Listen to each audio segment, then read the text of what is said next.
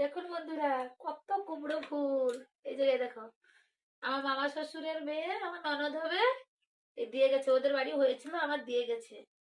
আমার ছেলে মেয়েগুলো খেতে খুব ভালোবাসে তো, সেই জন্য দিয়ে গেছে। দেখো, এই এখন এই বেসন মাখিয়েছি, তাওয়া বসাইছি, এ ভাজবো। এগুলো বেসনে দেবো, একটা একটা এরকম করে ভাজবো।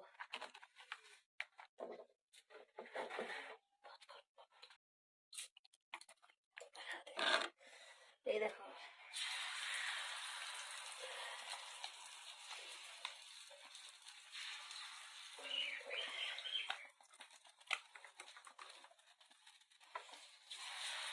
তো বড় বড় ফুল।